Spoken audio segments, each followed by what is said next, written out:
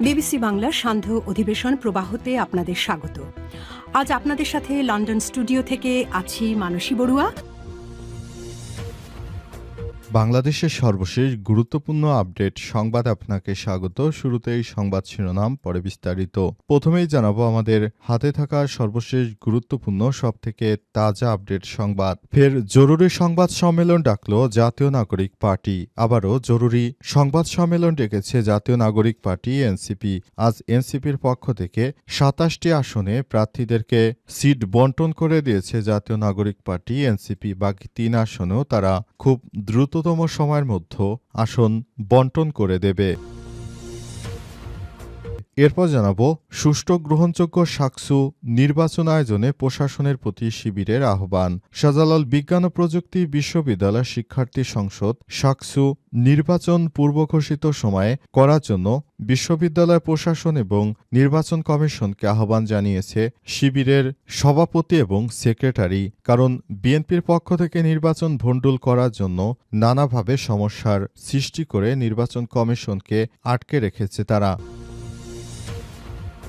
এদিকে হ্যাভোটের পক্ষে সব শিক্ষা প্রতিষ্ঠানে প্রচারণা চালানোর সিদ্ধান্ত সরকারের। আসন্ন গণভোটে শিক্ষার্থীদের হ্যাভোট দিতে উদ্বুদ্ধ করতে দেশের সকল বিশ্ববিদ্যালয়, কলেজ, স্কুল ও মাদ্রাসা পর্যায়ে প্রচারণা চালানো হবে। প্রচারণার অংশ হিসেবে শিক্ষার্থীদের মধ্যে পরিবর্তনের জন্য হ্যাঁ শিরোনামে লিফলেট ও পুস্তিকা বিতরণ করার সিদ্ধান্ত গ্রহণ করেছে সরকার। এবারে জানাবো সরকার নির্বাচনের জন্য পুরোপুরি প্রস্তুত বলেন ডাক্তার রিজওয়ানা হাসান। আসন্ন জাতীয় সংসদ নির্বাচন করতে সরকার পুরোপুরি প্রস্তুত, এমনটাই জানিয়েছেন পরিবেশ, বন ও জলবায়ু উপদেষ্টা সৈয়দা রিজওয়ানা হাসান। তিনি বলেন, বাংলাদেশে একটি সুষ্ঠু সুন্দর নির্বাচন হয় এই মুহূর্তে অত্যন্ত জরুরি একটি বিষয়। এবং সর্বশেষ জানাবো ১০ লক্ষ টাকায় ভাড়াটে খুনি দিয়ে স্বামীকে হত্যা, নেপথ্যে স্ত্রী ও তার প্রেমিক। দিনাজপুরের বীরগঞ্জে কৃষক দানিউল ইসলামকে হত্যাকাণ্ডের রহস্য উদ্ঘাটন করেছে পুলিশ। পরকীয়ায় বাধা হিসেবে স্বামীকে সরিয়ে দিতে ১০ লক্ষ টাকার বিনিময়ে ভাড়াটে খুনি দিয়ে এই হত্যাকাণ্ডের ঘটনা ঘটানো হয়েছে। খুনের পরিকল্পনা ও বাস্তবায়নের জন্য রীতিমতো নকশা বা ছক শর্ট ভিডিও তৈরি করেছিল ঘাতক এবং সে প্ল্যান অনুযায়ী তারা এই হত্যাকাণ্ডের ঘটনা ঘটিয়েছে। তবে শেষ পর্যন্ত আর শেষ রক্ষা হয়নি। পুলিশের সদস্যরা উক্ত অপরাধীদেরকেই আটক করতে সক্ষম হয়েছে। প্রিয় দর্শক, এতক্ষণ শুনছিলেন সংবাদ শিরোনাম, এবারে বিস্তারিত। তবে তার আগে বন্ধুরা অনুরোধ থাকবে এই সংবাদটিতে একটি লাইক দিন। এই চ্যানেলে আপনি নতুন হয়ে থাকলে আমাদের সংবাদটি দেখতে দেখতে চ্যানেলটি সাবস্ক্রাইব করে রাখুন। কমেন্ট করে বন্ধুরা আপনার মূল্যবান মতামত জানিয়ে দিন আপনি বিশ্বের কোন দেশ থেকে বা বাংলাদেশের কোন স্থান থেকে আমাদের সংবাদটি দেখছেন এবং শুনছেন। আর বন্ধুরা সংবাদটি আপনার সোশ্যাল মিডিয়া ফেসবুকে শেয়ার করে বন্ধুদেরও দেখার সুযোগ করে দিন। গাজা যুদ্ধে আপনি যদি নিরীহ ফিলিস্তিনিদের ভালোবেসে থাকেন, কমেন্টে ইয়েস লিখে পুরো বিশ্বকে জানিয়ে দিন। এবারে বিস্তারিত। ফের জরুরি সংবাদ সম্মেলন ডাকল জাতীয় নাগরিক পার্টি। আবারও জরুরি সংবাদ সম্মেলনের ডাক দিয়েছে জাতীয় নাগরিক পার্টি এনসিপি। আজ 18 জানুয়ারি সংবাদ সম্মেলন ডাকা হয়েছে। সামাজিক যোগাযোগ মাধ্যম ফেসবুকে এনসিপির ভেরিফাইড পেজে এক পোস্টে তথ্য জানানো হয়। পেজে বলা হয়েছে, আজ রাত 8টার পর জরুরি সংবাদ সম্মেলনের আয়োজন করা হয়েছে। এনসিপির পক্ষ থেকেই বৈঠক অনুষ্ঠিত হবে।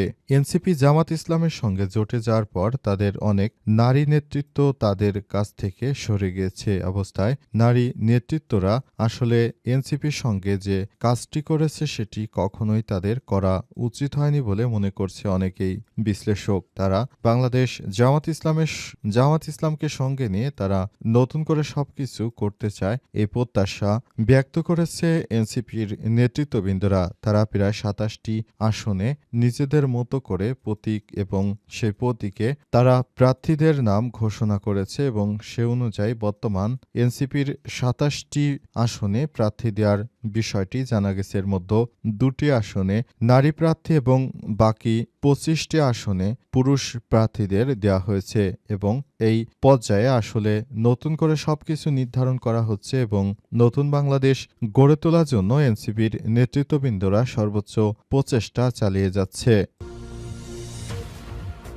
সুষ্ঠু গ্রহণযোগ্য সাকসু নির্বাচন আয়োজনে প্রশাসনের প্রতি শিবিরের আহ্বান। শাহজালাল বিজ্ঞান ও প্রযুক্তি বিশ্ববিদ্যালয়ের শিক্ষার্থী সংসদ সাকসু নির্বাচন পূর্ব ঘোষিত নির্ধারিত সময়ে অবাধ নিরপেক্ষ গ্রহণযোগ্যভাবে সম্পন্ন করতে বিশ্ববিদ্যালয় প্রশাসন সহ সংশ্লিষ্ট সবার প্রতি আহ্বান জানিয়েছে বাংলাদেশ ইসলামী ছাত্র শিবির। আজ এক যৌথ বিবৃতিতে ছাত্র শিবিরের কেন্দ্রীয় সভাপতি নুরুল ইসলাম ও সেক্রেটারি জেনারেল সিবকাতুল্লাহ এই আহ্বান জানিয়েছে। বিবৃতিতে নেতারা জানান, গণ অভ্যুত্থানের আকাঙ্ক্ষা ধারণ করে শিক্ষার্থীদের প্রবল দাবির পরিপ্রেক্ষিতে অনুষ্ঠিত হতে যাচ্ছে সাকসু নির্বাচন। ইতিমধ্যেই এই নির্বাচনকে ঘিরে নানা নাটকীয় ও নির্বাচন বানচালের ষড়যন্ত্র আমরা প্রত্যক্ষ করেছি। আমরা আর পেছনে ফিরে তাকাতে চাই না। আমরা প্রত্যাশা করি নির্ধারিত সময়ে যেন এদেশে নির্বাচন অনুষ্ঠিত হয়। সাকসু নির্বাচন যে ২০ তারিখে দেওয়ার কথা হয়েছে সে ২০ তারিখে যেন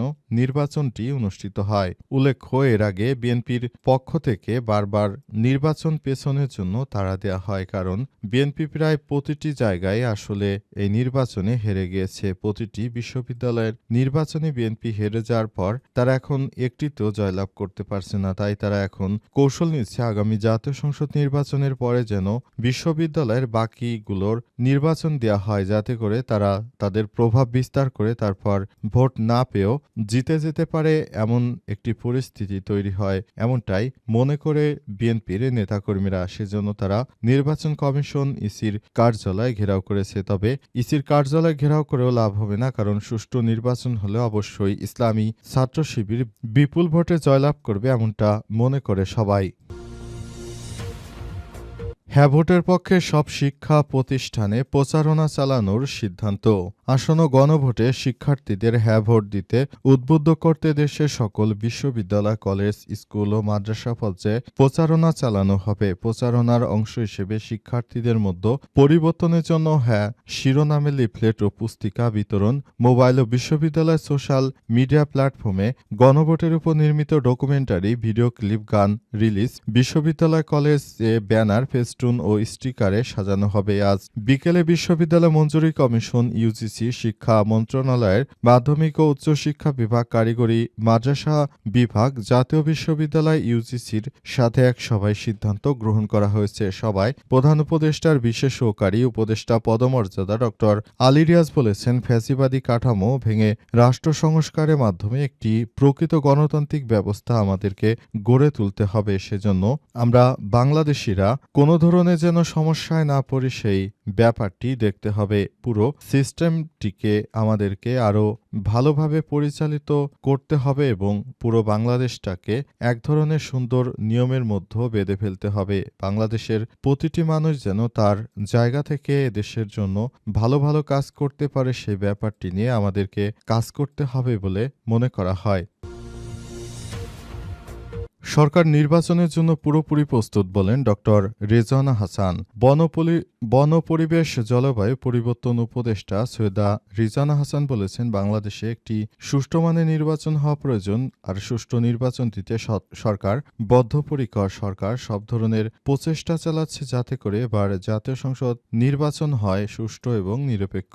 ইতিহাসের সবথেকে যেন একটি ভালো নির্বাচন অনুষ্ঠিত হয় সেই প্রত্যাশা ব্যক্ত করেছেন তিনি আরও মনে করেন, এবারের জাতীয় সংসদ নির্বাচনে অনেক দলই অংশগ্রহণ করবে, তবে যে দল এদের মধ্যে সবথেকে ভালো, যারা দেশকে ভালোবাসে, দেশপ্রেমিক যে দল রয়েছে তাদেরকেই ভোট দেওয়ার প্রতি আহ্বান জানিয়েছেন এই উপদেষ্টা। এছাড়াও তিনি আরও জানান, বাংলাদেশে যারা মূলত ভালো দিকে যাচ্ছে তাদেরকে অবশ্যই কাজ করার সুযোগ দিতে হবে এবং বাংলাদেশটা আমাদের নিজস্ব মাতৃভূমি। সুতরাং এদেশে কোনো চাঁদাবাজ, রাহাজানি, সন্ত্রাসী কর্মকাণ্ড যারা করবে তাদেরকে কোনোভাবেই ভোট দেওয়া যাবে না বলে জানিয়েছেন তিনি। উপদেষ্টা আরও জানান, বাংলাদেশের মানুষ আসলে অনেক বেশি আবেগপ্রবণ। তাদের আবেগকে কাজে লাগিয়ে অনেকেই এই নির্বাচনে ভোটে জেতার বিষয়টি বলছে, তবে প্রকৃতপক্ষে এটি বাংলাদেশের জন্য অনেক বড় ধরনের একটি অর্জন বলে মনে করেন। এই নির্বাচনটা হবে তাই ইতিহাসের সব থেকে ভালো সুষ্ঠু মানের একটি নিরপেক্ষ নির্বাচন। সেই নির্বাচনের মাধ্যমে মূলত আমরা বাংলাদেশটাকে নতুন করে আবার গড়ে তুলতে চাই বলে মনে করেন উপদেষ্টা রিজওয়ানা হাসান। আর সে অনুযায়ী তিনি ইতিমধ্যেই বিভিন্ন বিষয় নিয়ে কথা বলেছেন।